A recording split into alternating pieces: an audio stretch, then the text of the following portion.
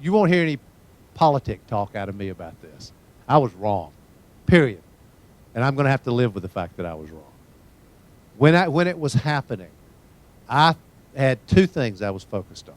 One is what's actually happening in Iraq. And I got lots of information. I got information as a senator. I got information as a person on the Intelligence Committee. And I got information from Clinton officials, high-level Clinton officials, that had just left, they just left office. All of them said the same thing about what was happening in Iraq, that he had chemical, he had biological, he was trying to get nuclear. They all said the same thing. That was wrong. But there was a second part of this that only had to do with me, which is I did not trust George Bush. And I was nervous about giving him this authority. And I made the decision at the end to defer to him. I should not have done that. I should never have deferred to him. And you learn lessons, at least if you're paying attention. You learn lessons. Last Wednesday, there was a vote on the floor of the Senate on whether the Iranian Revolutionary Guard would be identified as a terrorist organization. And to their credit, Senator Dodd and Senator Biden voted no. That's exactly what I would have done. Senator Clinton voted yes. And I can't imagine why you would give Bush the first step in the authority to go to war in Iran. It makes absolutely no sense to me. So I just, I learned. I learned from my mistake.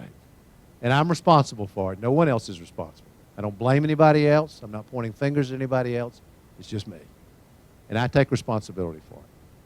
But I would add to what I just said about Iran and Iraq. And I know we're out of time, but I want to say one last thing because it relates to every single question we've had here today. The thing that you can do that people in other parts of the country will never get a chance to do, you actually get to see us in person. And I think it matters. And the reason I think it matters, regardless of what you want to do about Iraq or health care or the environment, all these things we've been talking, restoring America in the world, leadership in the world, you get to judge whether we're trustworthy. You do. I mean, you see us up close. And you get to decide he or she, in the case of Senator Clinton, he or she, I believe I may not agree with them about everything, but I believe they really believe it and they're telling us the truth. Because I think if we don't have a president that we can trust, we're in a heap of trouble. I mean, it's just, Bush has destroyed the trust relationship between America and his president. And it's also, he's destroyed the trust between the president and the rest of the world.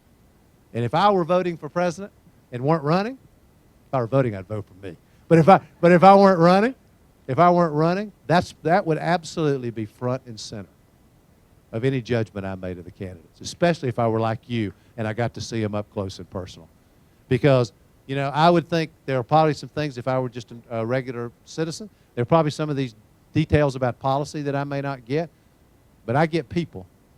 And I would have a lot of confidence in my ability to judge who's telling me the truth and who is giving me political doublespeak.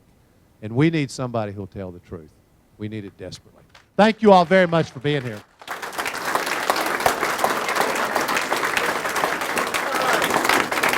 I just wanted to say that I think your policies are great, and also the honesty thing. I think that's awesome. I think it's what we really need. That's what I see with you. Thank you. Thank you for coming. Absolutely. Great to see you all.